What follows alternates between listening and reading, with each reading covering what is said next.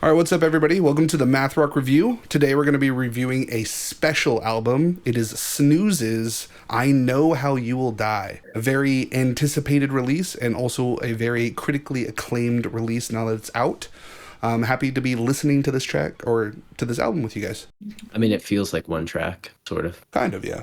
It's got a nice continuity to it, for sure. I'm fucking so excited, man. I mean, I don't feel like Snooze has put out a miss, personally, and this is no different. I feel really good about this record, having listened to it a bunch. Yeah, we've all gotten a taste, and it just fucks on every level, so... There's not much more I can say, but we'll get into the nitty gritty as we dive in. So without further ado, let's just get right into this. First track, it's an intro track called I Existed. It is a bit light. I'll turn it up for this.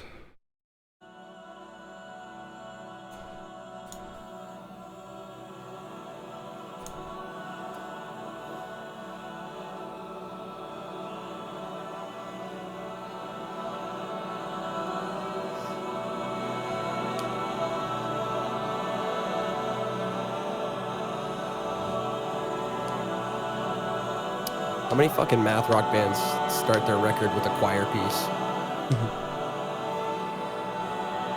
Yeah, I feel like it's more of a prog rock kind of thing. Right. I feel like it's very apropos for like a concept album for sure.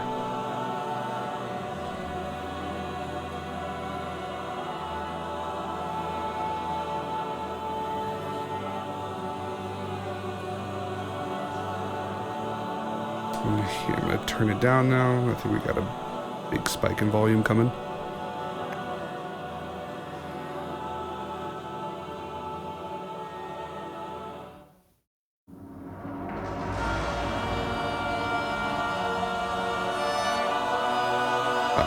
It's almost like a Philharmonic piece. That's fucking beautiful.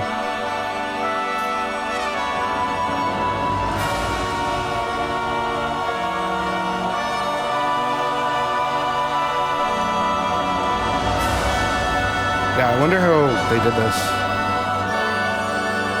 If it's all just virtual instruments or... No.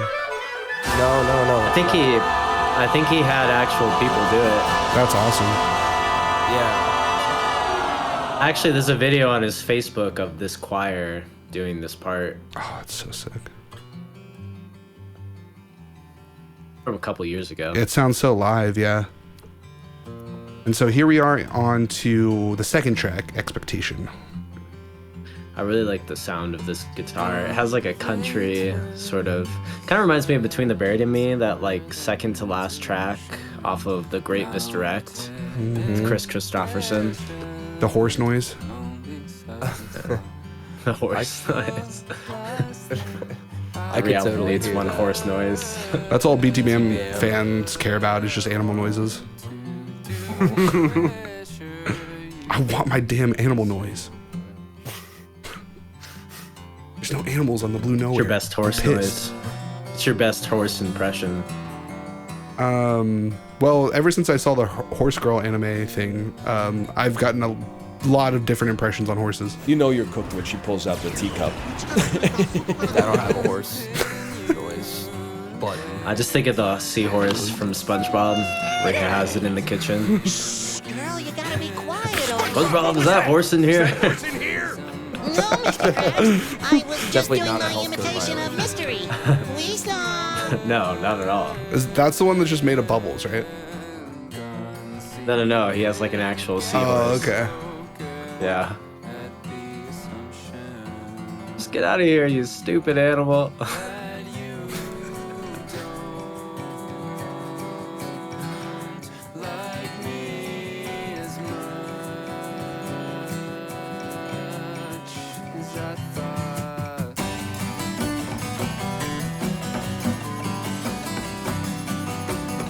I like the guitar hits.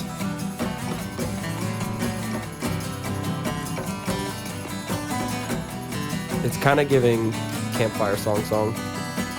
Yeah. And then it just like drops. It's like...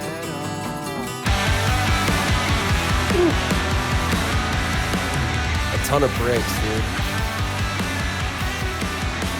There's this like really dorky chromatic run in here too that I love.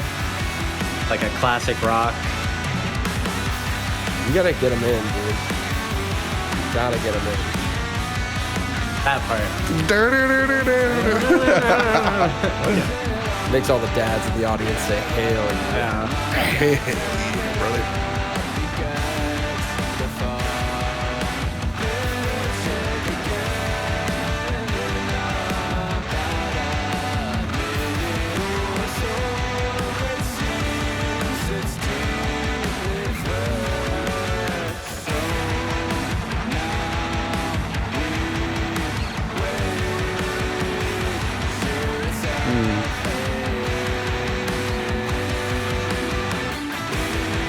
I feel like the drum part is also just kind of interesting. It's just like a straight. The halftime. Or you're talking about the kicks? Yeah, the kick. Yeah. It's like 4 on the floor, but Yeah. 8 on the floor. 7. This kind of doo-wop-y part. That's so cool. I feel like he had to be listening to some Billy Joel. Lots of Legos, Logan had to rubber be bands, listening web shooting, Spider-Man. Let's get the Logan on the longest line. We need to ask him a few questions. Right here. Need to bring him in for questioning. This shit sounds like Watermelon Man, like fucking Herbie Hancock. Yeah, I can hear that. Yeah, with the little. That's fucking sick, dude. Boom, boom, boom, boom, Also, have you guys been reading the? Yeah, you know. Have you guys been reading the lyrics as we've been listening? I have, I have yeah. the lyrics up. Yeah. So good. It is really interesting. Yeah, how deep they go, and then how playful the instrumental, is around it. Yeah. I feel like this first half of the album is a little more lighthearted. Yeah, it feels more playful. Not very. Yeah, it feels like a.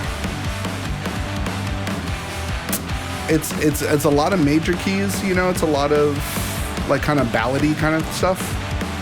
Yeah. Yeah. It's got like a twinge of optimism to it. Mm-hmm.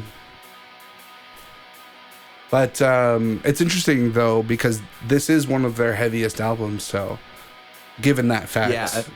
I think it It's- is their heaviest album. yeah, I'd say with each release they've just gotten more and more heavy. Just I don't know. It still was Constantly. pretty heavy. I feel like it was also was. all okay, yeah, dark. I could see that. Yeah, But this one has more like screaming in it too. Still didn't That's have true. a lot of screaming. That's true. yeah. We're still on Expectation, right? Yeah. Like this part. Oh no, this is now Harked. Sorry. I Yeah. like that Harked sound. Like Yep. it starts out like a fucking track from Sunbather Yeah. for a second there. Definitely yeah. some Death Heaven. Yeah. And that's one band I haven't really heard a lot about It dropped an kinda album fell this off. year. this year. Oh man, I gotta listen to that.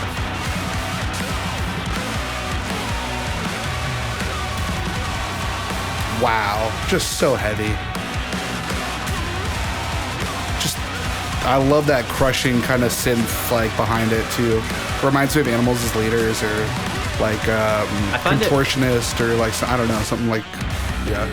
I find it really interesting that they never really do like a true lead part. It's always just like very layered kind of melody parts. For guitars. There's never anything that's just like, ooh, Yeah. you know? Yeah. I feel like that's definitely intentional. I feel like. Yeah, I think it is too. I just think it's really interesting how they do it. Here's a lead Definitely of part. the, like- Here's one lead part that I haven't heard in a while.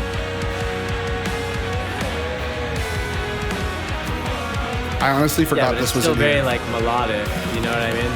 Yeah. Yes. Yeah. It's just like a really simple.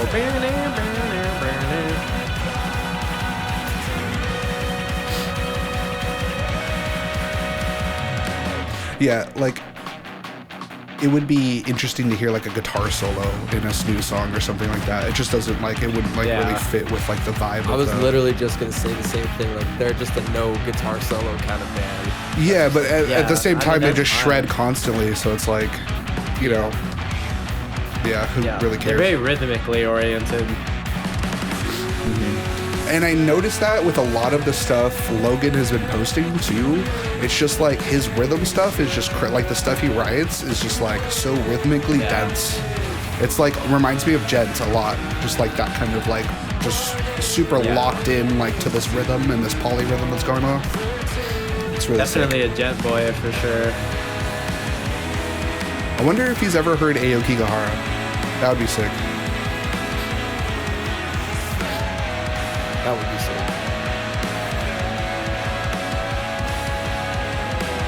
God damn. The whole song is just wow. I also really love the intervals he chooses for his harmonies. It's almost never like Just like a third or a sixth. Yeah, It's it's like clusters. like a of, fourth, dissonant, like it's very, very well done. or it's even he uses seconds a lot too, which is really interesting. When you get like it's like really close to each other. And that's My guy needs to just be a choir director already, bro. true. Yeah. That's using the seconds though, I think is kind of characteristic of that like atonal post rock, like Toe kind of does that a lot, where they play with like that chromaticisms in the guitar. I really like how Logan does that with like the different layers on his voices. And this is the next song, Without. This is the This is most a fucking snoozy banger. song on the album. Yeah.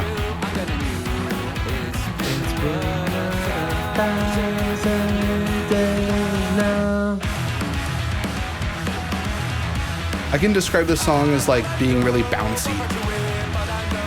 Yeah, it's super bouncy. I think you could say that about Snooze as a band, low key. That's like one of the key characteristics. Like, Sure. Yeah. This choir part, so good. everything is so fucking lush, dude. It's like it washes over you. You know what I mean? Yeah. It's just like standing under a waterfall. Yeah. Voices. Yeah. Exactly. Like not being able to control like a really strong like mushroom trip. You just kind of have to just sit back and like take it. Buckle the fuck up. Yeah. Real quick. Okay, would you guys agree that there's So good here. There's Fender math rock and there's Ibanez math rock, and they're like Ibanez math rock but like happy. You know what I mean? I see what you mean. Or like major key. Yeah, sure. They're in like The major key math rock. they're in the same like quadrant as like Sean or like as those kind of like Ibanez, shreddy happy kind of people. Yeah, like it would be really weird to see them on Stratocasters. You know what I mean? Yeah. Yeah. On telly. Doesn't he play a 7-string?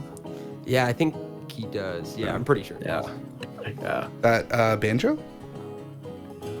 No, his regular guitar. Oh, okay. Maybe the banjo. I don't know. No, I just I don't know what they're doing in I the heard it banjo here. world.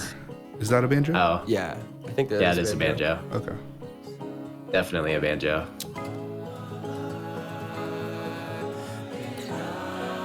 Not usually one of my favorite instruments, but it's really nice in this context. It may just be acoustic guitar, but yeah, it's a really nice. There's a banjo player Picture. credited in Oh, okay. It's got to be a in the banjo. liner Okay. notes. Yeah. I would have thought There's- maybe it could also be a violin getting plucked, but Oh, pizzicato. Really quick. Yeah. Check this out, guys.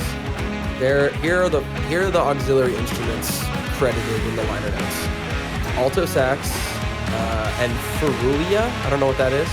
A banjo, a cello, clarinet, euphonium, oboe, piccolo, and flute, trombone, trumpet, and violin. And then there's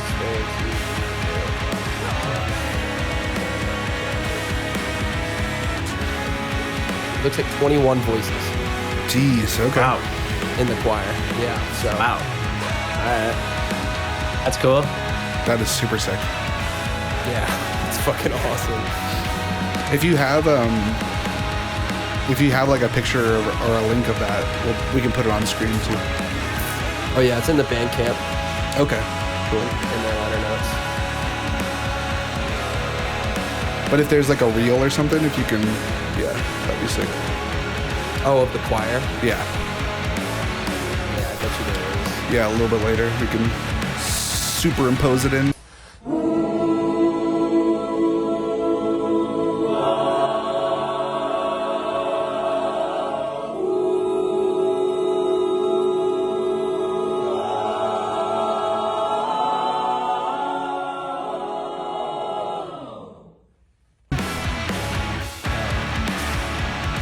God damn.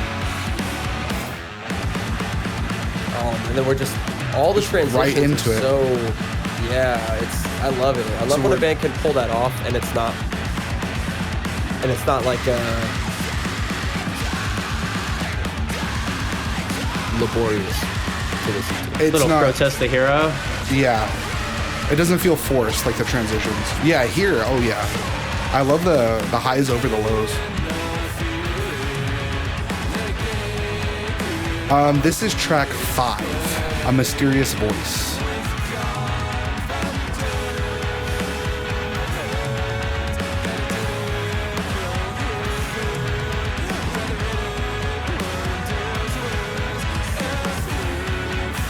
I just love all of their rhythms. I like how they just like. Dum, dum, dum, dum, dum, dum.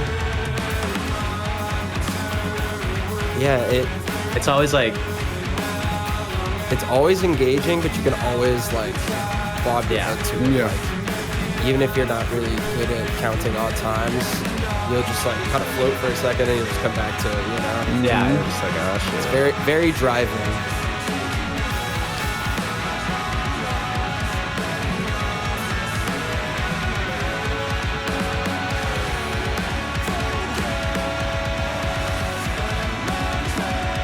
I mean, fuck, this is what like Meshuggah or some like band like that, this is what they would sound like if the singer just sang like normally, or you know. Yeah. It's like, Yeah. Tesseract yeah. reminds me of, or like the Contortionist or something. But Snooze does such a cool synthesis of the two worlds. Like, they're really heavy, genty, brutal, with like the super emotional, heartfelt post-rock kind of like concepts. I don't know. They're like, they just bring these like motifs. It kind of feels like a Snooze thing to do this, you know? Yeah, they're super good at like the really long building, swelling, like compounding layers of pressure kind of structure, but with that gent rhythmic structure at the same time. I don't know. I think they like the way they can kind of be so genty without sounding boring like a lot of other gent bands is that they're still very melodic. Because I feel like gent is very kind of like atonal most of the time. Absolutely, yeah. And it plays in with that second lead that's like kind of adding those major harmonies and stuff, those harmonizations that are adding like lightness to it. Yeah. Also, I personally am not a big gent guy. Like, that's not really my thing ever. I think, like, I love Meshuggah, and then all the bands that like sing over their gent, I usually find kind of cheesy at this juncture in life. But I never feel that way with this band. I feel like you said, Ferris, they find a really good, or they have a really good sense of melody. And that over this super dense rhythmic stuff is, I don't know, is way more entertaining and digestible than some Periphery stuff or some Tesseract stuff.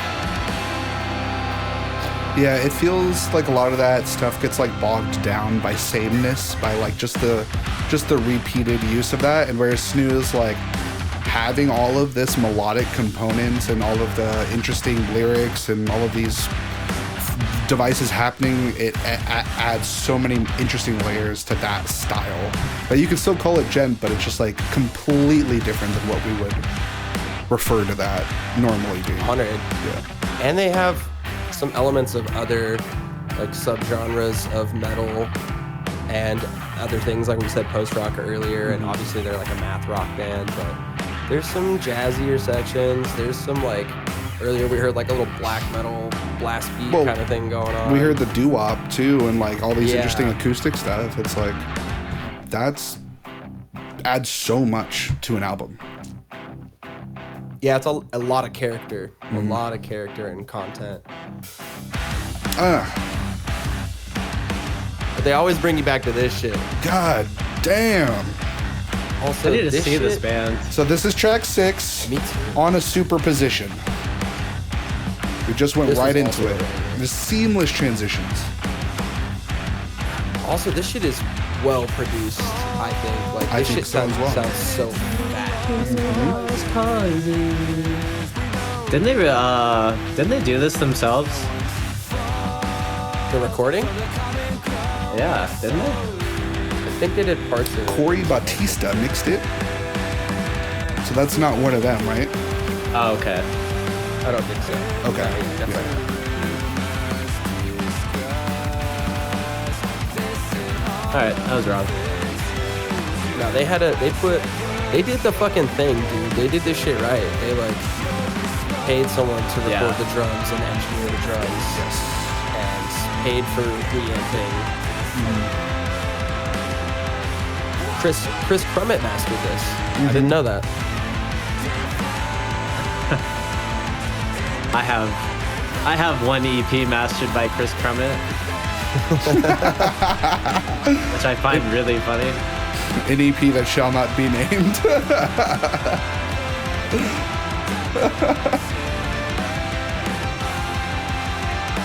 Oh, this guy did Callous Cowboys. Dance Gavin Dance. Yeah, a bunch of big. No, the guy who recorded them or mixed them. Corey He Bautista? did Callous Cowboy. Yeah, he did Callous Cowboys. Do you guys know that I got my swagger back? Oh shit. I got the show is saved, fellas. I got my swagger.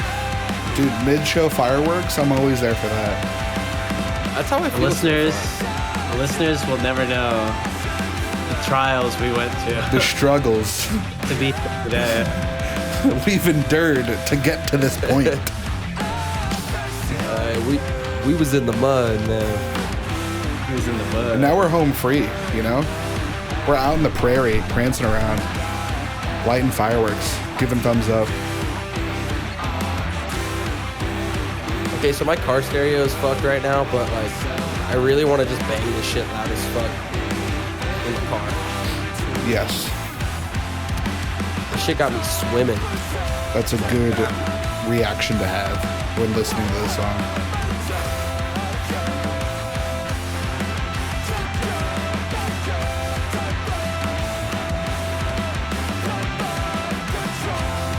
God damn. They just don't Their miss, transitions are so good.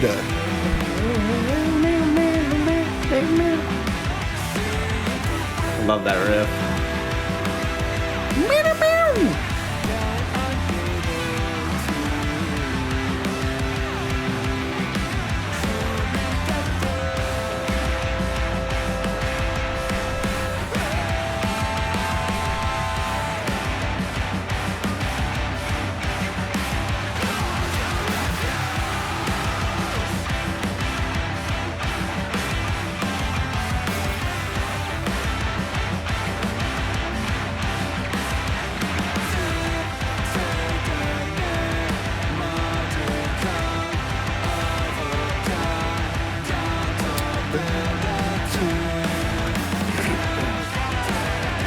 Oh, dude. They're not just good That's at melody, they're so vocal. good at, yeah, the fucking counter melodies, bro. God, That's, so interesting. what other band do you know is doing shit like that? I can't think of another band. Not this rhythmically dense and also No. heavy as compositionally fuck dense and like or heavy, yeah. they're 101. Yeah, man, they really are.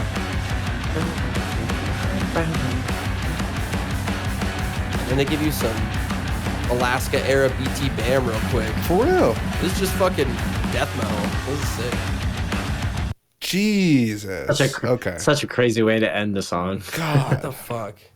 All right, this shit has been a marathon so far. Well, I don't know how you write that much shit like through composed, and that's half your album. Right. Yeah, and that's crazy. It's just it's insane. It's so well done. And there's, I mean, with Snooze, it's to be, I mean, at this point, like, do we expect anything less from Snooze? They're you nailed it when you said they're one of one, man. And I feel like it's so hard in a subgenre that is generally kind of dictated by technical proficiency, and there's a lot of really like established tropes that you can lean into, like tapping or guitar solo type shredder shit, or whatever. And they choose to do none of that. We're just gonna lay down the fucking pavement on you, like for fucking 45 straight fucking minutes. Just Like riffs. yeah, Exactly. I'm just punching you in the gut over and fucking over and riffs. over. And also I can compose. So like I'm gonna throw fucking vocal harmonies and counter melodies and fucking like odd chord voicings and shit. They've really carved out a niche, and that's definitely worth talking about, dude. I don't know. True. I mean, there's not really any other math rock bands that are doing sort of what they're doing. I feel like in the same way Chan kind of started a new subsect of math rock, even though we disagree about how mathy they actually are.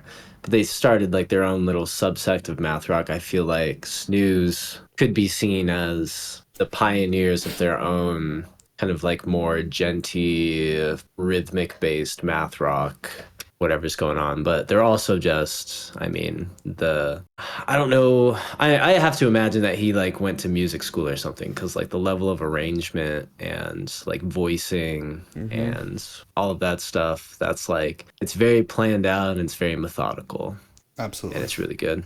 To your point, dude, I mean, they already got motherfuckers biting their shit. There's already people who want to sound like Snooze. That's already a thing. Who's the Snooze? We're not gonna name names. Wannabe. We're not gonna name Me. Are you talking about me? I was like, what did I do? No, it's not necessarily anyone on the show. Blink if you want to sound like Snooze. It's fucking I cannot Carlos, blink dude. more.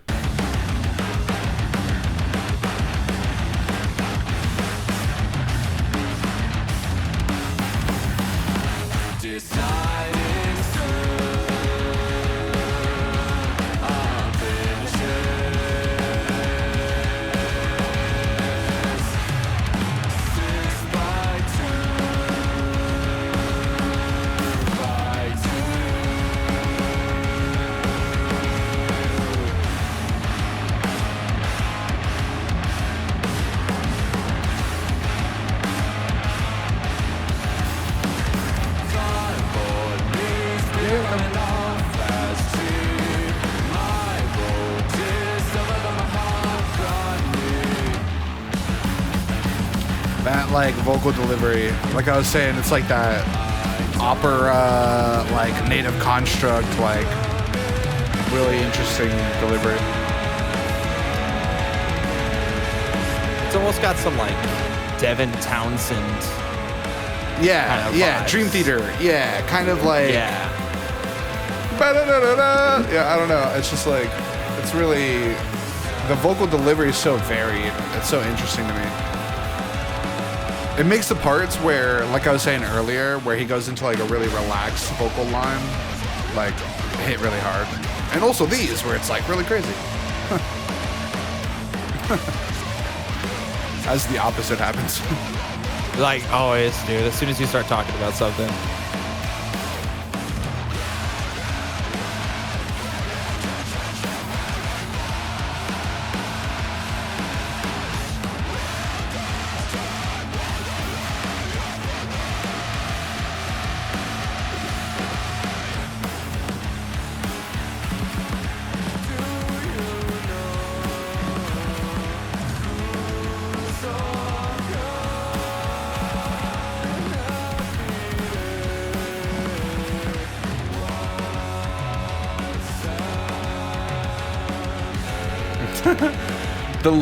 The delivery for this, for such commonplace lyrics, is so funny. Because like the part right before it was like rest eludes while eternal wander finds them, rest illusions, you know, like all of these really interesting things. And then it's like that part is, do you know who's all going to be there? What's happening after? And then this part, oh nice, sounds fun. Yeah, exactly. Oh nice, sounds fun.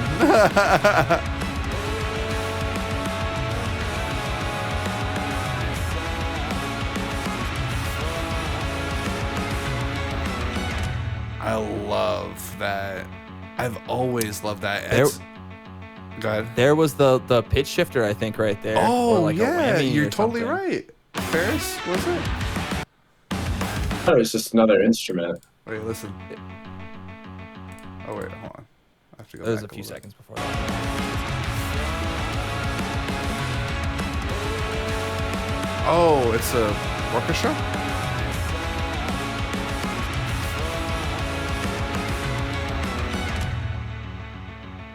Yeah, I think that's like Yeah, that's a the layer, orchestra. like something layered behind it. That's Yeah. the strings. Oh, okay.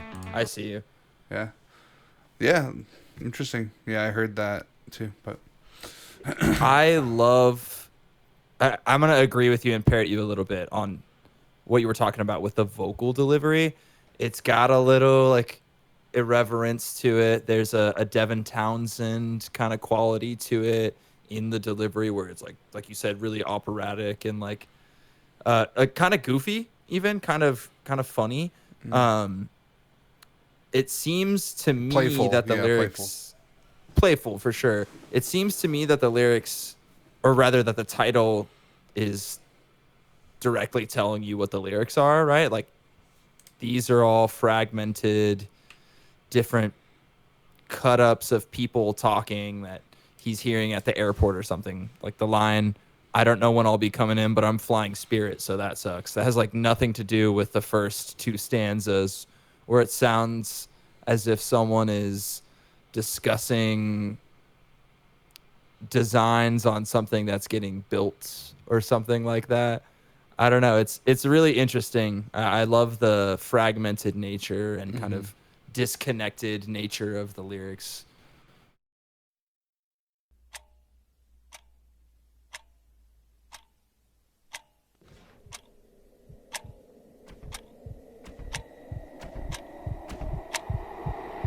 Dead air, fellas. Holy fucking shit. I'm so glad we don't do radio. Ferris, That hurt. Ferris just lets it hang. I mean, what do you want me to do? Respond, I motherfucker. just- Let the thought sit for a second. You know, let the audience marinate on the idea. You We're know, ruminating. We're simmering. We're marinating. you don't need to overstimulate them with ideas. It's like New podcast idea. An hour and a half of fucking silence. violence, just like Are you tired sitting of here. motherfucker? Are you tired of motherfuckers talking God, about hey, shit? motherfuckers be yapping, bro. it's Shut the ASMR, fuck bro. up, dude. Fucking- We're doing 433 the podcast. Just let it roll. You gotta be good with it. You know what I mean? Ferris, Cool give with me it. your thoughts. Give me your thoughts on the track. Yeah, motherfucker. Say something. Yeah, can I get a fucking Let me get fuck it. Some fucking math rock. Like, It's truly an Junior. experience. Like if you've never worked the drive-through, you just have like no idea.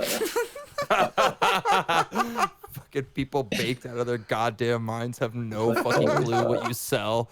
Like, why did you show up here? It's like the people, no, it's just like it's even worse. It's like people who pull in the drive-through and they have no idea what they want. I was like the entire time on your drive here, while you were waiting, like you just didn't think for a second. Like I remember working at fucking In-N-Out and people asking the dumbest fucking questions in the drive-thru. Yeah. Like, you guys have fried eggs or hot dogs or like Holy chicken fingers? shit. oh my god, Brother, there is a fucking Cane's across the street. Fucking take your stupid ass over there. And a wiener schnitzel, motherfucker. Get your And a ass wiener over there. it's crazy because In-N-Out has had like the exact same thing for decades. Dude, it's Fucking Like it's been four the same things. menu. How You could got you go to four In-N-Out and things. ask for chicken fingers? That's sacrilegious. It's You guys have chicken insane. fingy. Can I Get get some nuggy? some nuggy, please? A place like In-N-Out would really piss me off if you didn't know what you wanted, because I'm like, it's a like we have burgers. Like, do you want one patty or two patties? True. You know what I mean? Yeah.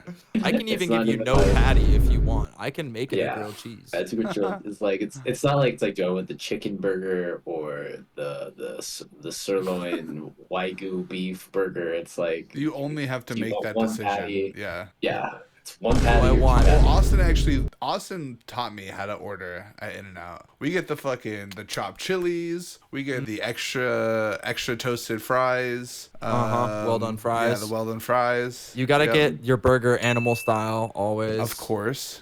That's a given. I mean, I just skipped past that. That was a given. Your arteries are Valid, screaming.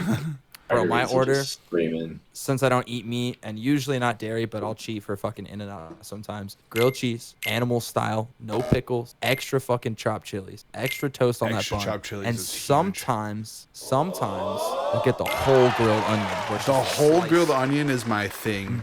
Dude, I'll get the whole grilled onion on the animal style fries, and that is huge. Chopped chili. I'm whole hungry. Grilled onion. I just do two double doubles and some animal fries, but I'm so fucking stuffed. Dude, and then You gotta Austin treat yourself, Austin gets the toasted bun too. The extra toasted bun.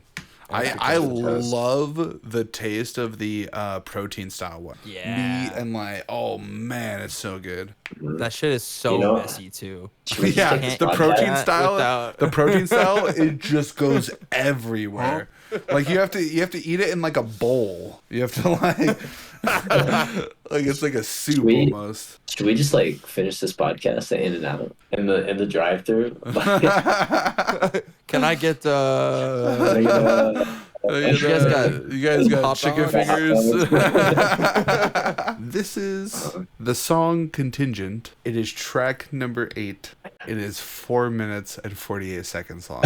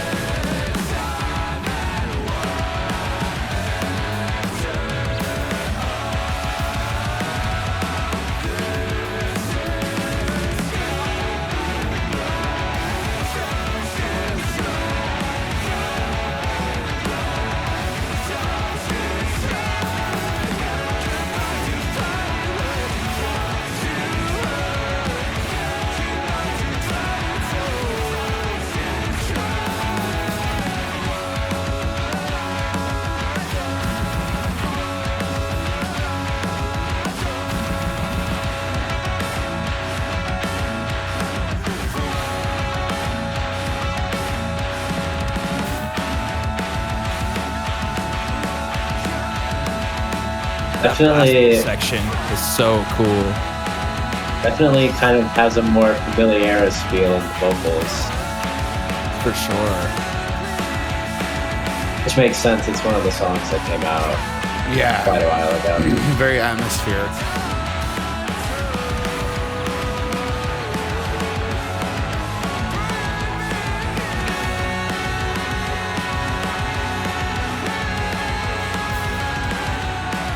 They're taking it back also in a structural sense too, where it's like building on the chuggy riffs in a post-rock sort of way. I loved that. That was super interesting. Good drop.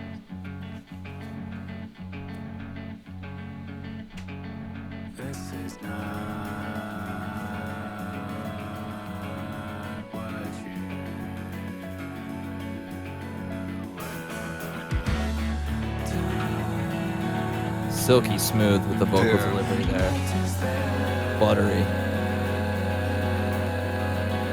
I love that dissonant note in there. Yes.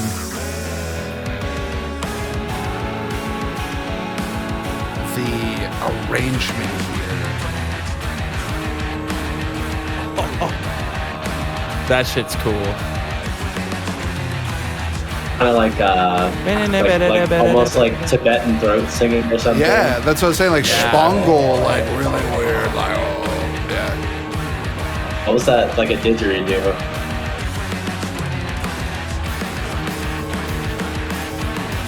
What are the lyrics of this part? I'm not following it.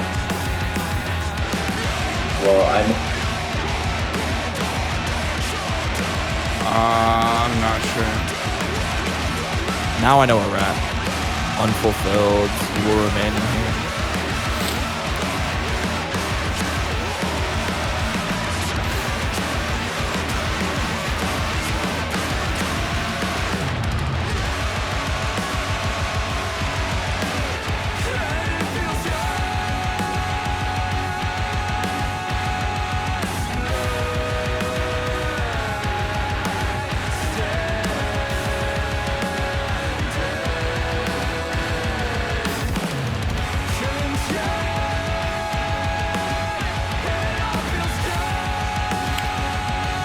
Snooze has a really defined like theatric to them. I want to say this is I like this touch. Oh, let it roll.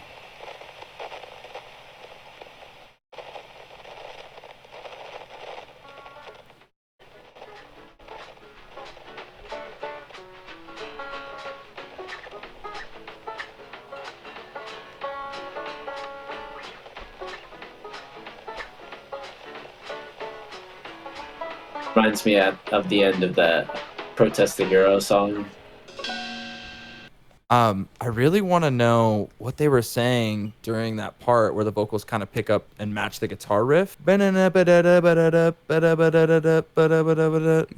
was just part on vocal top. chants, maybe. The part on top was he was saying, which you have not. I assume the bottom part was, who am I, who am I, who am I, who? But it was hard to understand. It sounded like ba-da-da, ba-da-da, ba-da-da. You know, it just sounded like vocal. I don't know. Vocal stems on the math rock record. I don't know. I could see it. Yeah. You don't necessarily have to have words. I really love but it is that. That's what they were repeating. Yeah, that makes more sense. Oh yeah, you're probably right. Or this is not. Yeah, this is. But is that is probably because it had that buzz sound. What is that? We cracked the case, guys. Maybe. Yeah. That's a really weird Ferris phrase to repeat over. Yeah, kind of a nothing. What is that? Yeah.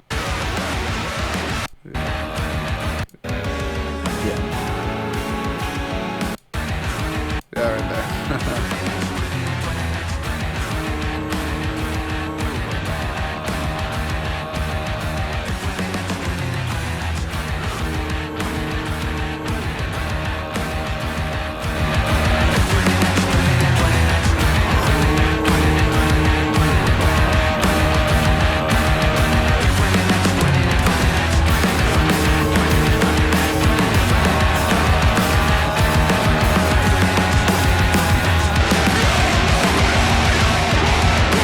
Winning that.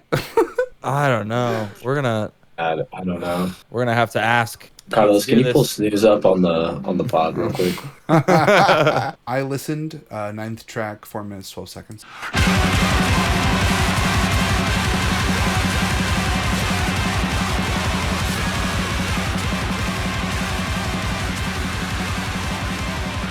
Right into more blast beats. Odd time blast beats. Ooh.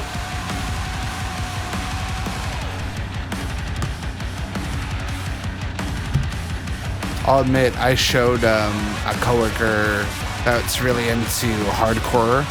I showed him specifically this track from Snooze to get him into it, and it kind of did work. Bait and switch. Oh, bait switch. There's a lot in there for him. For sure, on this record especially. Yeah.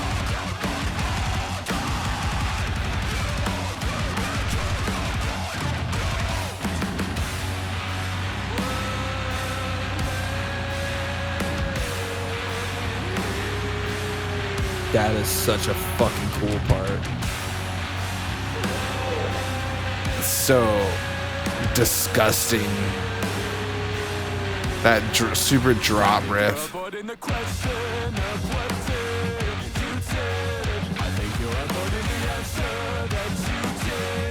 And then that switch into something It's really upbeat, emblematic kinda- of the Snooze stylization. It's that super heavy, brutal, impending doom into commonplace lyrics or happy melody, you know, cheerful delivery, poppy, sort of pop punky kind of catchy kind of thing. I don't know. It's so interesting the way they do it.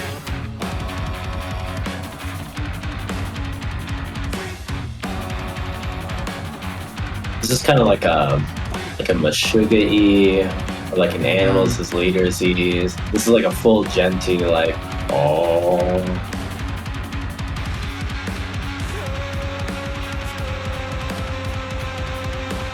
Right. This sounds like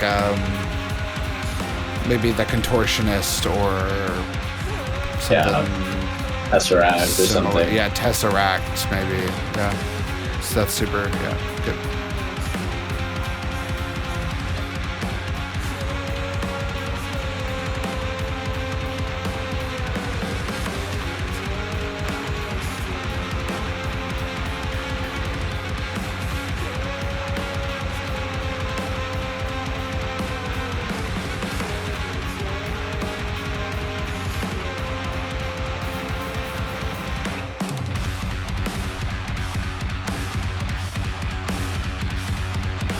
You think it's gonna change, but it just gets heavier.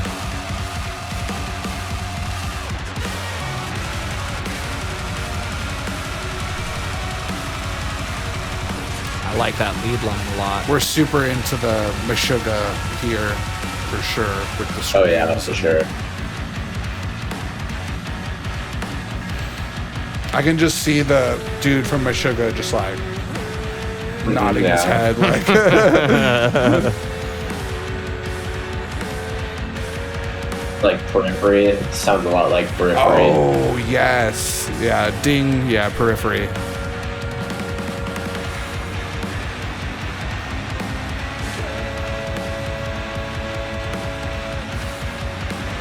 I love this little chromatic riff here. Yeah, it's super nice walk up.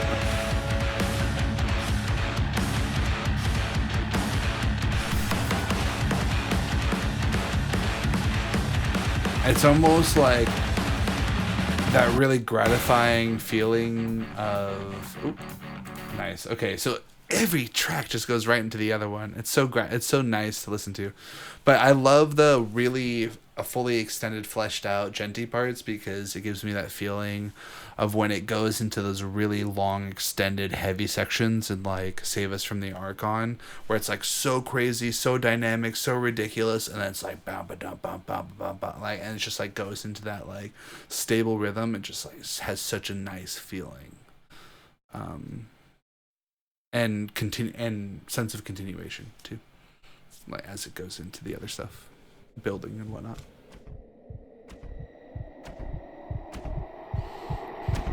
God damn it! Stop! Ferris! Say something! Can I get a...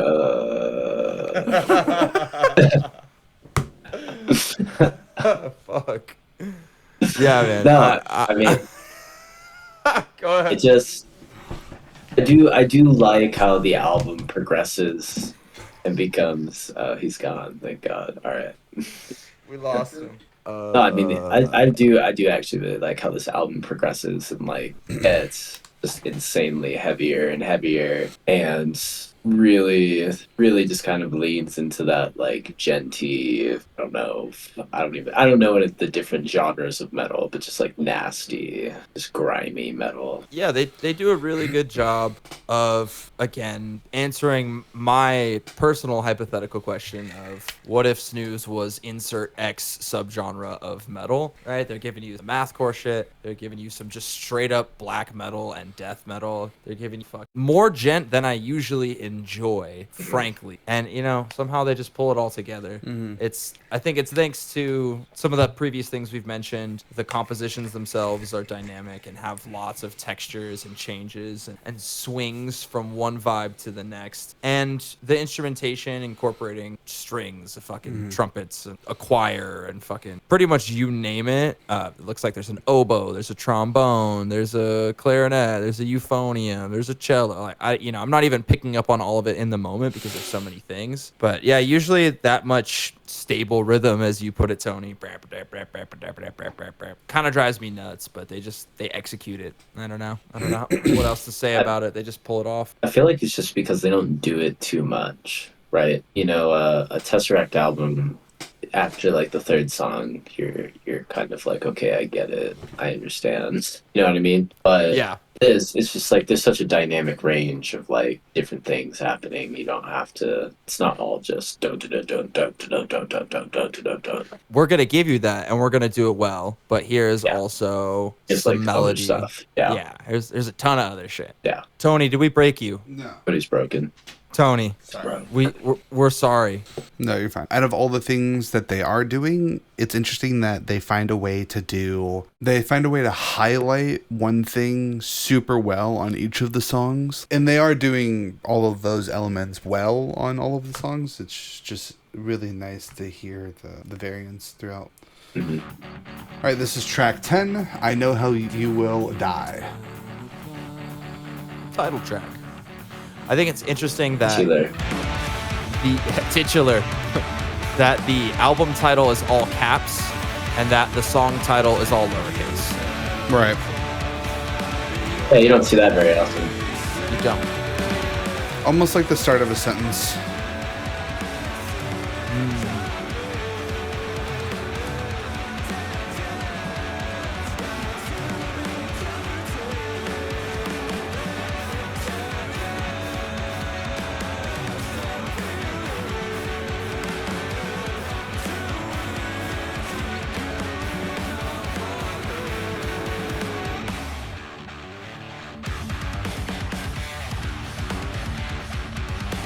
I mean, the track titles almost make like a sentence.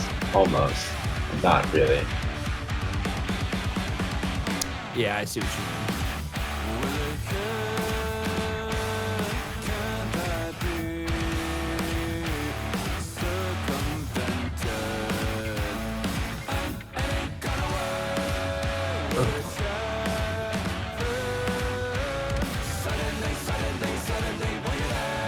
Ah, that's so catchy. Suddenly, yeah. suddenly.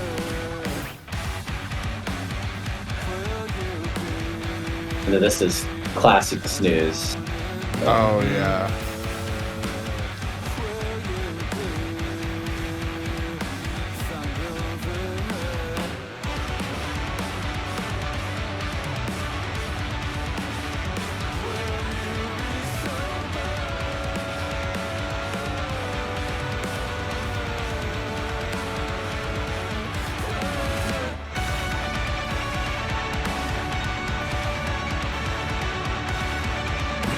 I wonder what instrument this is. Sounds distorted, like strings, maybe? Oh, I can't really hear it. Can you turn it up a little bit?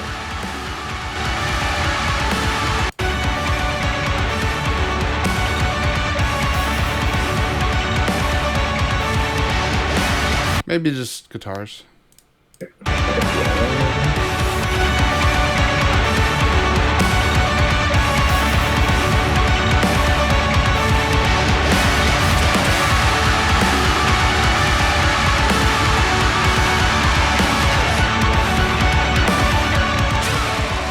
Oh no, I think you're right. Those are strings, I think.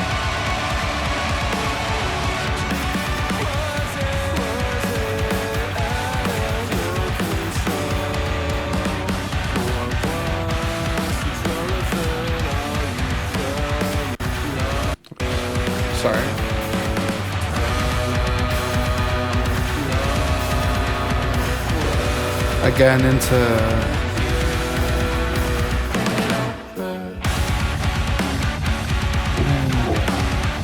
such an interesting vocal dropout there. But again, with that sort of chanty kind of tonality. Dark, deep, impending sort of. I just like Snooze's rhythms. They always have such good rhythms. Absolutely. It's always so interesting, like when you try to follow it, you're always like just like stuck, interested, like catching yourself in that cycle of the complexity. Mm-hmm.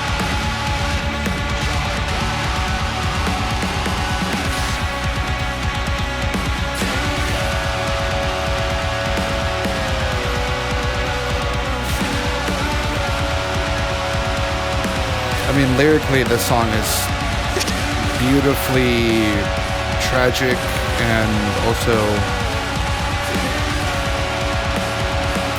just an amazing expression of what those kind of super intense emotions culminated in this sort of, this context. I feel as though it's interesting that the song title is I Know How You Will Die. And most of the song is a series of questions. Yeah. Except for the one part we're in right now, and everything else is just a bunch of questions. They're like past tense questions though. It's all reflective on something that has already happened. Right. As opposed to a question about what's going to happen, like a future tense question.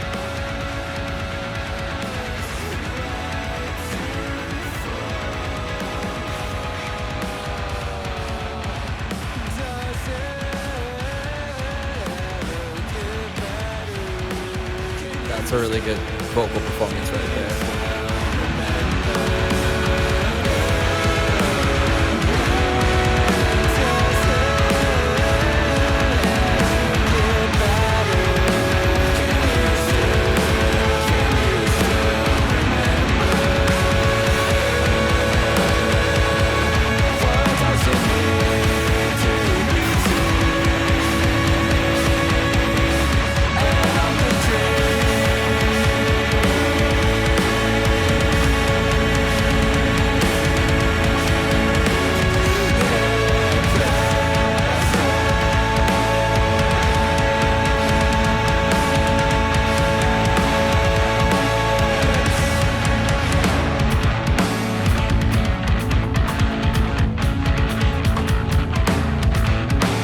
Super like Snooze to also end it like this, like the chuggy, palm muty,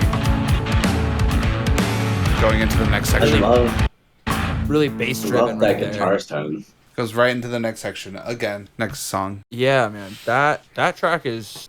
I know presumably a lot of these lyrics, even the ones indirectly about Cameron, are about Cameron. This one, I think, is very clearly, if not directly, talking to him, inspired by him. These are the questions he still has, as his friend. Mm-hmm.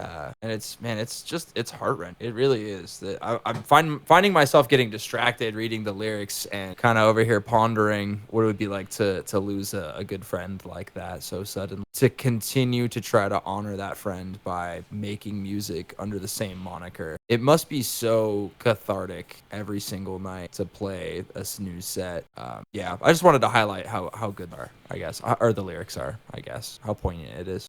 Yeah, I think they've done a really good job of sort of respecting and bringing to light the importance of him and the band, and also just to themselves. And yeah, I don't, and also like you get some great fucking tunes out of it, which is not what you want, but I mean, if it's there, you might as well just like use that feeling for what it's worth. This is a catalyst that changed the direction of everybody, whether that be that result in a good musical endeavor, then so be it. But this is the culmination of so much emotional, like, trauma, tragic stuff. So I definitely agree that within those super strong emotions, there's always something in some sort of way creatively that can be used to forge something beautiful. So I think Logan has done just that, and I think it's a really, really thoughtful and creative homage to a loved one, a lost loved one, and I think if that person were around, they'd obviously love it. So it'd be perfect. I mean, it's also kind of crazy too, because I'm just looking at the timeline of this. So Familiaris comes out 2019, and then Cameron dies sometime in between that time, and then you hit COVID, right? So it's just like, I feel like those two things, even just those two things happening at the same time, like not only is your band upended because one of your best friends is dead, but also now the world is like, you can't, like, bands can't play shows, can't go anywhere. You know what I mean? They had it's one just like album crazy in between then, right?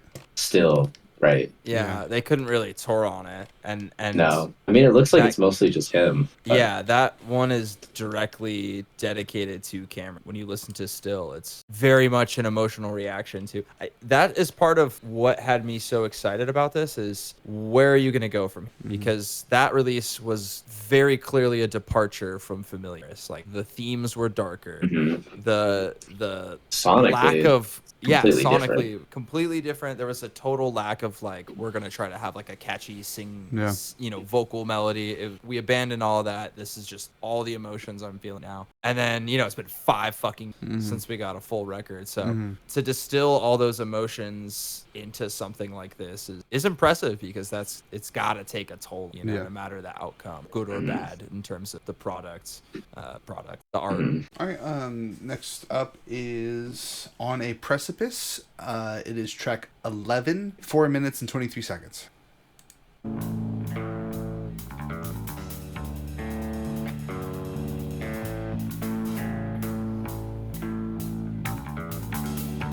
I think this riff is probably one of the most interesting riffs on the album. So, like, kind of loose and unclear. I agree. It's so mathy too, but it's twinkly in a really low end sort of way. Right. The bass part works perfectly with the H string part too. I was gonna say, I love how throughout this album there's so many parts where the bass and the guitar kind of get mixed together. Sometimes you can't really tell which one is which. It sounds so cool. It does sound really cool. It's almost like, what if, to go to Austin's hypothetical, what if Animals' leaders had a bassist, Yeah, kind of, exactly.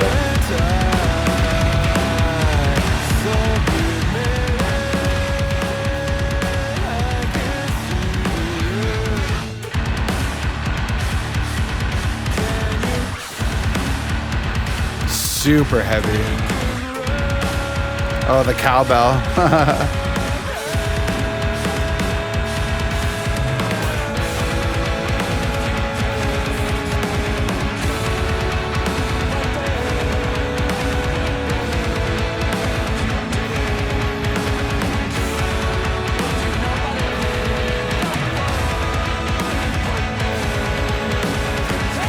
And again, I feel like he always finds creative ways to, like, he's not singing anything crazy, he's not doing any crazy runs or anything, but sometimes he does these rhythms with the way he sings the song and make it really interesting.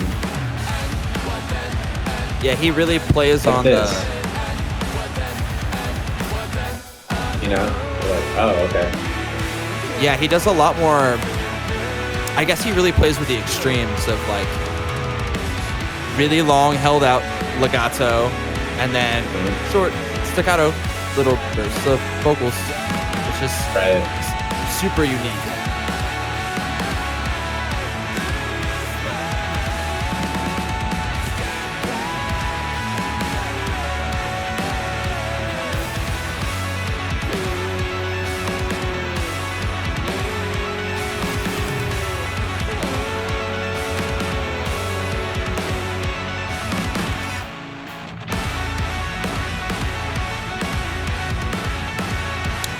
This I will definitely. say I also, Oh, go for it. I was just gonna say, I love throughout this album the lead parts. They're very just circular. They're not, they don't change a lot. It just kind of adds to already the off-kilterness of the rhythms. Absolutely. If you've ever listened to Jardin de la Croix, it's very much like that, where it's like rhythm guitar and then a lead like melody that's like looped and constantly like in a poly rhythm with something else. That was a good call. They actually have kind of a lot in common with him.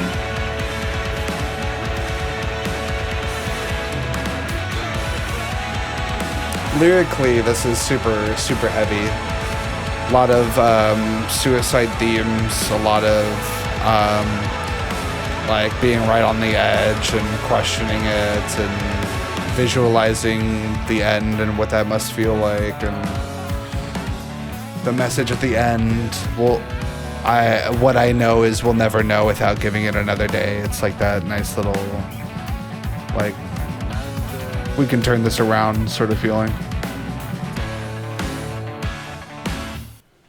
Love that those two lines. I know we haven't been as close lately, and these days and this plays. You know what I mean? It's just that line. I know we haven't been as close lately. It's really kind of. It has a Steely Dan vibe in the sense that Steely Dan uses a lot of just those colloquialisms. You know, it's not a lot of highbrow metaphor stuff. It's like an appeal to nostalgia, like kind of. Right. It's speech. It's regular speech, right? Things people would say. Yeah, I love that. Well, I think it makes it more powerful. Yeah. It's interesting you say that because I feel like they play with both. Maybe not highbrow like metaphorical speak, but there's that commonplace language for sure. And then there's some definitely almost like I want to say college educated type words in there. I can see it. You and I sublimated. You know what I mean?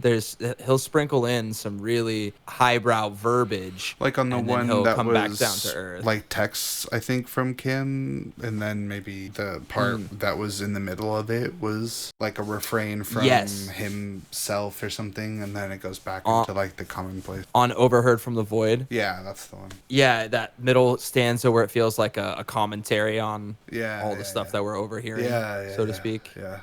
It's kind of the thing that happens a lot in poetry where they teach you can only be abstract for so long before people disengage. I feel like they've mastered being abstract just enough and then saying something that immediately brings you back into, oh, okay, I know what we're doing here. Kind of like Jackal Twins did the same thing. They'd have these really crazy metaphorical lines, and then there would be there's the line that was like, I'm just a sinner or something like that. In one of their songs. So they would do stuff like that as well. Yeah, that's a good point. Balancing the abstract with the opaque, the very clear and direct, and what you see is what you get. Right. It's right. Yeah, they have, I don't know, man. I don't think lyrics are typically a strong suit in this genre. Not to say that they're like the lyrics are bad, but that's not usually the thing pulling me into a math rock band. It's usually just an added bonus. But with Snooze, I find it so hard to disconnect the music from the lyrics because of how well-tempered they are and focused they are and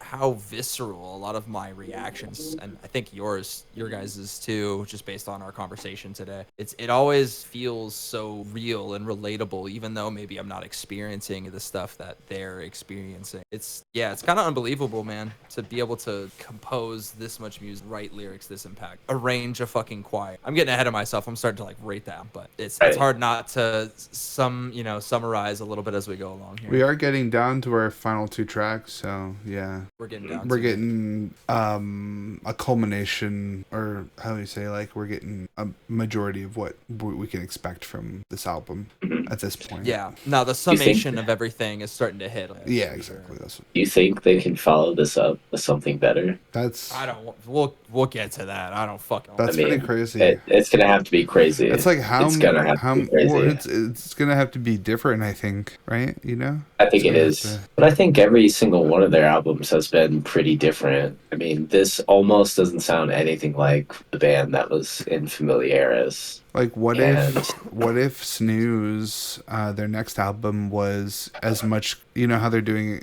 like a small amount of heavy vocals, large amount of clean vocals. What if their next album is a large amount of heavy, like really screamy vocals and a very small amount of clean? Like, how would you feel about that? That'd be really interesting. I mean, I'd be, as long as the riffs hit and the screams are good, which I think they would be. I'd be down for it. I could also see them going way lighter too. I could see them going in the opposite direction and getting less metally. I guess we have proof of concept either way. You know, Familiaris is pretty. You know, while the lyrical content is heavy, it's pretty lighthearted sonically speaking. Right, very like bouncy. Yeah, and then you have Still, which is very much the opposite side of the spectrum. You know, it's really bludgeoning and punishing and macabre. And then this is that kind of middle ground where we're combining those two feelings overall, and then like you said, a layer. It's very poignant. It's like regretful, sad, reflective sort of tones as well added onto it. Very, very much reflective. I think that is the best word if you had to pick one. And it has a breakdown of that as well with like the chanties stuff too, because it's like it's very reflective, and then it's also like, oh, I'm losing my grip on reality, or I'm losing my grip on my sanity, or something like that. That's like what those kind of parts feel like to me in a way. Those really heavy, like chaotic sounding parts. 100%, my friend. All right, track 12. Track Wondered. 12, Wondered. Wait, I want to do this one. Go for it. Fucking give me. Carlos, can I get a Track 12. Wondered. 4 minutes, 41 seconds. Fucking punch it, Tone. Fucking punch it, Tone.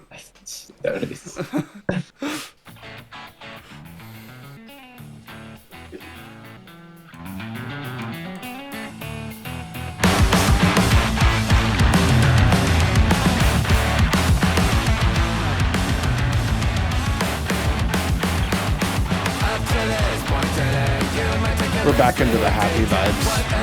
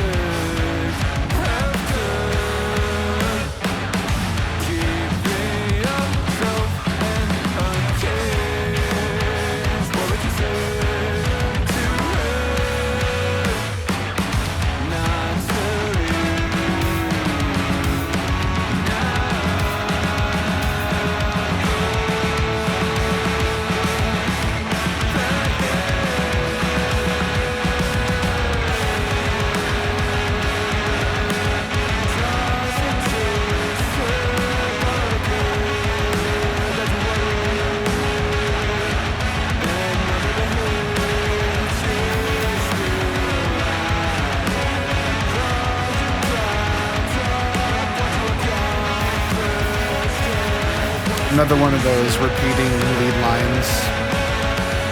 Polyrhythmic.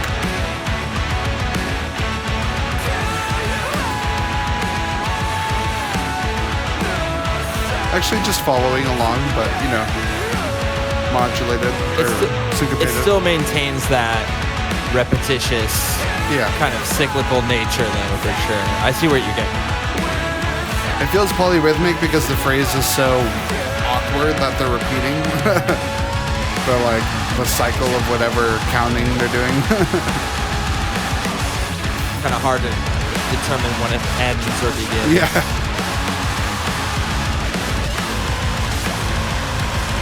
Polyrhythmic in a structural sense. Right.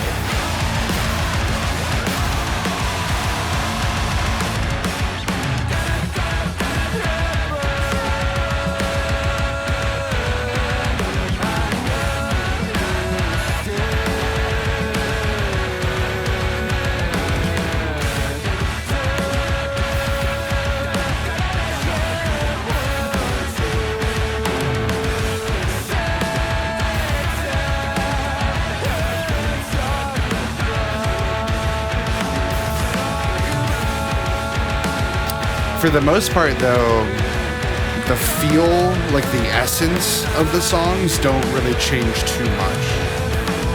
It's really No, they're- solemn. It's really just brutal, kind of. I think Contingent was probably the most, or I listened, I think it was I listened was the most like sideways song of all of them, but it also never gets boring either. Yeah. There's a lot of the same kind of ideas, but they don't get played out. Yeah, there's a level of cohesion that's appreciated because there's some level of familiarity, but they do a good job of breaking it up with spurts of different vibes and ideas and Right. conceptual left turns. I They give it guess. to you when you want it. For sure. All right, that The was timing and Wondered. spacing is great. We are on to the last track, Until. And this one, I believe, is kind of, this one's the kind of, it's also like an iPhone recording of him singing like Like an a acoustic banjo song. or something. Yeah, maybe Yeah, and a when banjo. you never know who's in that recording, so it may have been pre or Right. post. You know, I'm not sure. But I was wondering that. yeah. But Yeah, it's super nice, sort of reflective way to end the album. Not at all what we've heard, but without further ado, I'll turn it up. Sorry, it's my noise gate's probably not even picking it up. The rave was so loud that you could not hear the amp.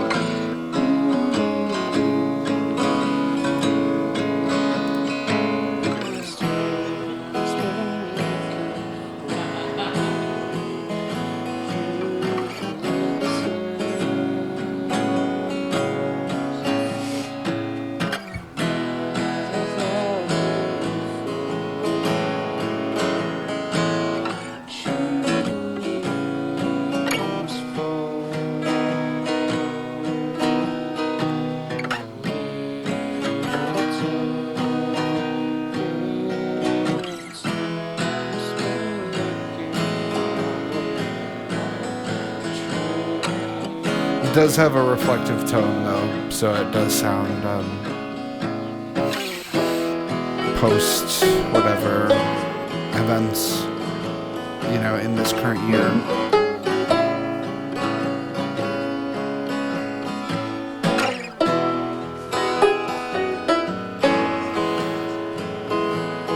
This is super Steely Dan to me, not just because of the instrumentation, but because of the lyrics too.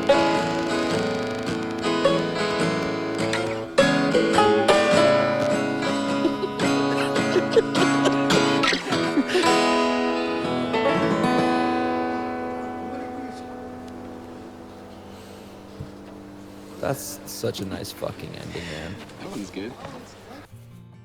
Ladies Yeah, and that's a gentlemen, great ending. that is Snooze. I Know How You Will Die. Pretty crazy. Snooze. Pretty crazy stuff. Thank you for sticking around with us all the way through. It's a wild ride, to say the least. We got to do our rating. Yeah, final thoughts. Ferris, you go first. Final thoughts. That album was a banger. I think in a lot of ways it combined Familiaris and Still and took the best parts of both of them and also went in new directions as well, a little bit heavier, a little bit more aggressive. Also, you have the influence of having other band members in the band, which wasn't so much the case with Still. I think there was a bass player and Still, but all the guitars were just one person. So having new members, I think, really kind of expanded what could be happening there. I loved it the first time I heard it, and I still love it now. So Well said. Awesome. Fuck yeah. You literally took a couple of my bullet points, which is crazy. I'm on the same page. It definitely is the best of both worlds with regards to their two most releases, Familiaris and Still. It is a massive increase in scale in terms of orchestration, instrumentation, not as much in that it lyrically, in that it is not a concept album the way Familiaris is, and that one driving concept and narrative that they're following, but in every other way, in every other more tangible ways, it is just a massive increase in scale. I think it was really refreshing. First listen through of the record, it immediately hit me, and every following listen has added a layer of either emotional depth or just a moment of like, ooh, what was that? I didn't catch that little feature before. So yeah, man, totally worth the 5 year for this release. I'm so stoked, and I'm so grateful that we get such a good year for music, and that this is in the lineup. And did you have banjo on your Snooze record bingo card, by the way? 'Cause if you had asked me, I would have said it's more likely than not. Banjo on the record? You would have said more what likely haven't than we not? heard? I think next one, theremin. I'm saying theremin. next Snooze record. Saxophone and a theremin solo. Well, there's a sax. Is there a saxophone? The one before this had a saxophone. Yeah, there's definitely one on Still. There's not one on. Oh, there is alto sax. Yeah, there is alto one. sax. Yep. So theremin, I think steel drums. Ooh.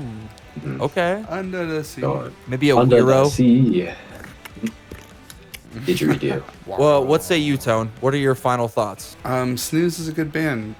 They convey a lot of really dark, reflective, regretful emotions with their newest release. This album, I had no qualms with whatsoever. The whole time I was captivated. The rhythms were super complex. It was super mathy. The melodies were catchy, thoughtful, interesting, creative. The vocal ranges were super dynamic and expressive, and everything I said obviously during the review still stands. So yeah, I thought this was a great release by them. I think it's their most powerful, thought-provoking album to date for sure. Their trajectory seems like it's getting heavier and heavier, but we'll see what's to come. I'm super excited for what's to come, because I know that while it may not be topping it emotionally, it may blow us away in some other regard that we might not expect. So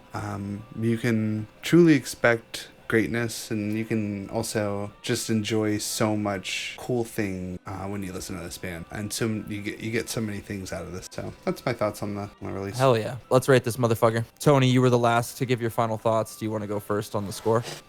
Sure. For the math index, I'd say this gets a 10 for me. The mathiness in this is at an all-time high, I believe. Rhythmically, it's super dense, super complex. We're getting lots of rhythms, lots of changes, stops and starts, all that good mathy stuff that you can expect from traditional math rock. Like, all those traditional math rock elements are in Snooze, and expanded upon in such an interesting, more aggressive way than a lot of what we hear from math rock. But in terms of the math index, this is at the top, tippity top for me. for sure. Should I do the other two? Yeah, hit Yeah, all of them. yeah. Do all of them. So for context, I'd say this is probably, I'd like to leave room for improvement for this. Context wise, I believe it's a 10 though, when I'm thinking about everything, because of the evolution of the general essence and feeling of each album and how much that has progressed and evolved. I feel like this has such a unique place in the discography of Snooze, and it warrants such a unique regard for the stylization. So I feel in context with everything, it's stands above or well distinguished from Snooze's other releases, so I give it a 10 there. For the taste test, if this is something that I would personally enjoy a lot, I'd probably give it a 9. It's not something that I listen to every day. It's also not something that emotionally, the more and more I read the lyrics, the more and more I become attached to the songs, the more and more I have to become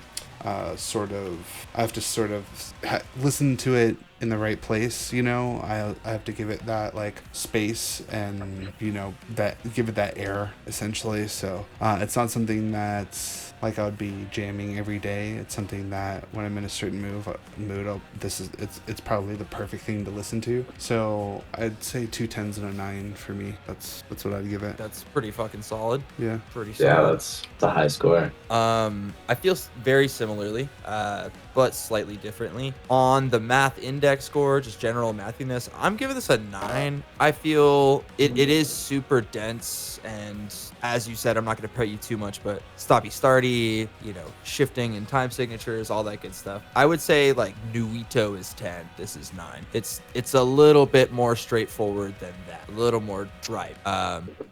In terms of the taste test, this is something I bump every day. I would give it a 10. Even though it features some genty things, which is generally not something I enjoy very much, it still blends all the different genres it's pulling from, different ideas so well, and everything is blended and articulated so clearly. All the ideas are articulated so clearly that it's hard for me not to enjoy listening to it. And they have just enough bounciness and playfulness to keep me out of that dark place, you know, where I might go thinking about the lyrics sometimes. And in terms of the context of all their releases, I'm giving it a 9. So I guess I'm flip-flopping. I'm 2 9s and a 10. It's definitely up there. I think I still have such an emotional attachment to Familiaris that it's hard to objectively acknowledge that this could potentially be better. It is in some ways, in terms of scale and in terms of production and, you know, so many other things, but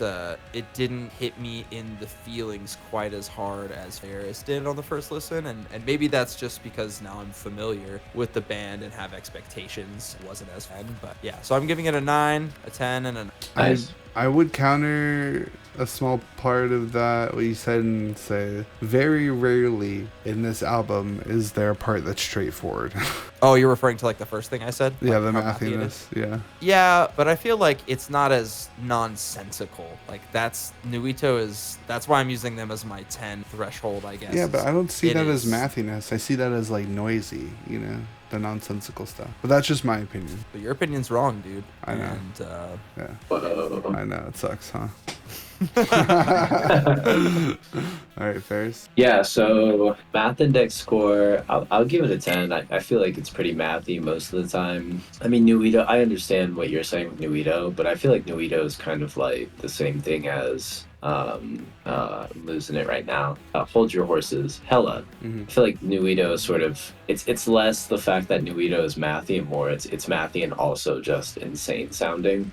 So it adds, I feel like, an extra element on top of being mathy. But I do think that this album is very off kilter, a lot angular, and Hard to just count. very rhythmically hard to count, very rhythmically interesting, very polymetric in a lot of ways. So I'll give it a 10 on the math index score. Nice. Context, I think I feel the same as Austin, where I have to give it a 9. But I think a year from now I might have different feelings about that, but I just have such a strong feeling for Familiaris. But I do think that this album is cohesively more put together, more impressive, more technical, more powerful, all kinds of things. But Familiaris is still my like Snooze album, so I'll give it a 9 there. And Tastes, I'll go 10.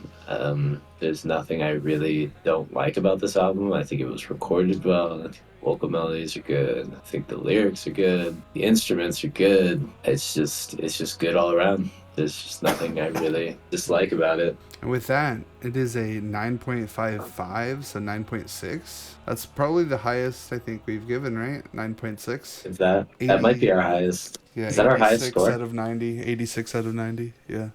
It's either this, Catholics, or Jackal Twins. Oh, got Jackal the Twins scores. had a fucking massive score. I think they got like a 9.4 or 9.5 or something. Oh, did it really? Is it still? We need to figure out which one has the highest score. We should have. Keep a high I'll make note. like a leaderboard, Yeah. an Excel spreadsheet. And then that's how we do the roundup, the 2025 Yeah, the roundup every year. Yeah. Then we can go back. We can go back and be like, how do we feel about this now? Oh, that's a good video too. That's a great idea. Yeah. Oh, shit. Well, thank you all for sticking around. That's our review of I Know How You Will Die. Snooze is a great fucking band. What else? What else Yeah, is there? Snooze is crazy. Yeah. Snooze is a I fucking mean- great band. Logan, come on the show. Actually, all of y'all are invited. Yeah, Hold that'd be on. sick. I need to learn y'all's names if we're gonna have you on here. Let's try this out real quick. One of them's named Justin, maybe. Yes. Maybe. Justice. No, Like, not I even guess. close. It's not Oh, even I'm on the close. wrong album. It's Alex, Dimitri, Justice. Michael, It's Alex and Logan. Alex, Dimitri, Yeah. Michael, and Logan. Alex, Dimitri, Michael, and Logan, you're all invited. We'll figure out the Justin is Mike's like their situation Carlos. later. Justin, get Snooze on the pod. Get Snooze on the fucking pod. Except their Carlos is Anub Sastry. Oh my God, you're so right. Yeah. You're so right. What a great record, guys. This was fun. Banger. Banger, Banger. banger, fire, all the way through. I mean, it's a long way through. It's long. Don't misinterpret our lack of energy for how fucking awesome this thing is. But like, These long records are brutal. it's tough. It's brutal. But this record you should fucking listen to. So with that being said, we're signing off now. Math Rock Review. Catch y'all later. Oh, like the video, comment the video, subscribe, do those things too. Share the video. Yeah, share that shit. Share it. Share it.